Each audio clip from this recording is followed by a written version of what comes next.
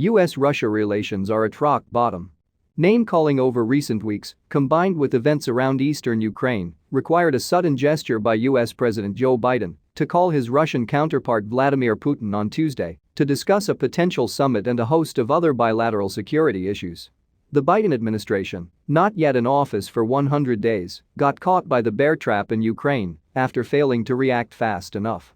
Russia is taking advantage of that gap, which is allowing Moscow to advance its interests quickly and effectively without immediate pushback by America or its allies. It is part of an ongoing geopolitical tectonic shift.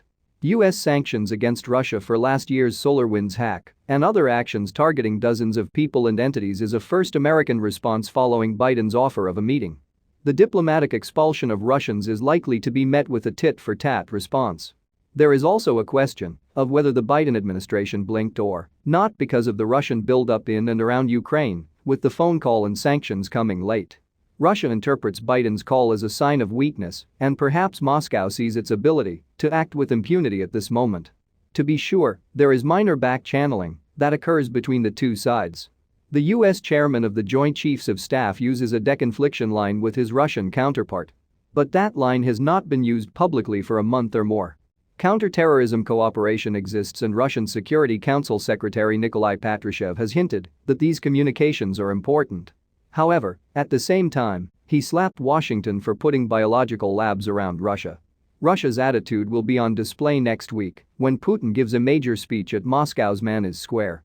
He is expected to speak of Russia's immediate future, events around the world, and where Moscow fits into this emerging landscape. The proposed leaders' summit comes at a time when Russia's Ministry of Defense has moved the bulk of its central military district equipment to Ukraine's border. The equipment being sent is top of the line for Russia's armed forces. Their potential use against Ukrainian forces to seize territory and the Ukrainian NATO-US response is heating up several key locations on the border and in the Donbas region itself, where hostilities are occurring. Belarusian forces need to be included in any actions against Ukraine. Such a combined force would be sizable and formidable.